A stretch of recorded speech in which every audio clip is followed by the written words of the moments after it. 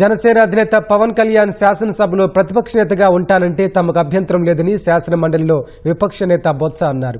జనసేనకు ఎక్కువ సీట్లు ఉన్నాయి కాబట్టి ప్రతిపక్షంగా గుర్తించమని పవన్ కోరితే తాము అడగబోమని చెప్పారు. గవర్నర్ ప్రసంగం రోజు జగన్ సభకు హాజరైనా అది లెక్కకు రాదంటున్న వాదనలు తాము పట్టించుకోవడం లేదని బొత్స తెలిపారు. ఏదైతే రాజకీయ శాసనసభలో ఉన్న పక్షం మేము అడిగిన డిమాండ్ ఏంటి?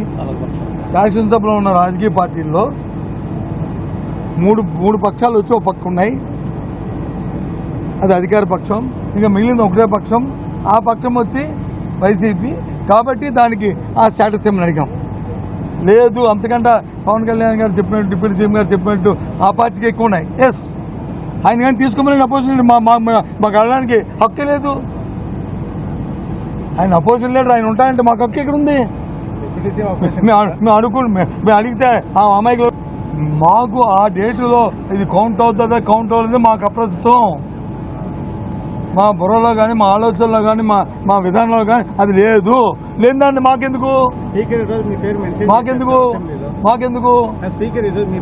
ఏమని సరే ఆయన తెలుసు మాకు. నేను అక్కడ లేదు కానీ స్పీకర్ గారు మరి మా హౌస్కి వచ్చి ఉన్నా లేకపోతే నన్ను పిలిస్తే కాపీ ఇస్తానంటే వెళ్ళి చెప్తున్నాం. అది మాకు అప్రస్తుతం అండి. మీది కౌంటింగ్ కోసం మేము ఈ డేట్ల కోసం మేమేమి సభకు రాలేదండి.